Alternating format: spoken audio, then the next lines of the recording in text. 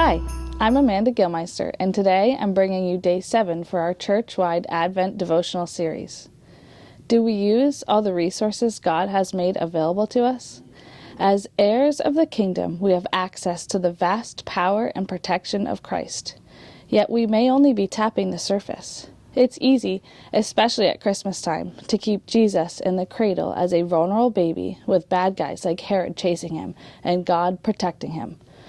But he is also an invincible warrior king, set to return in glory to create his eternal kingdom here on earth.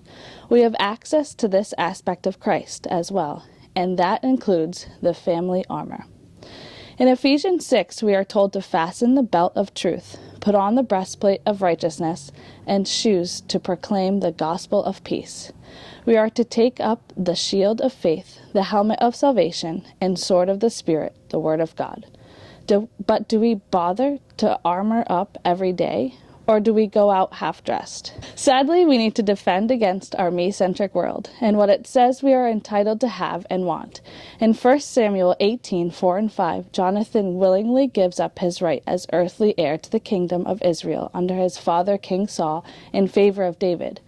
Jonathan stripped himself of the robe that was on him and gave it to David with his armor, including his sword and his bow and his belt. Jonathan recognized David as God's choice. He chose to use the armor in service to David. Compare Jonathan's reaction to King Herod's. Herod tried to kill Jesus, but he was fighting not simply a baby, but the King of Kings. Really consider how you picture Christ.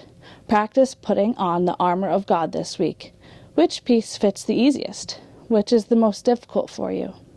How can we use the armor of God to be more like Jonathan and push aside our own interests for those of our King?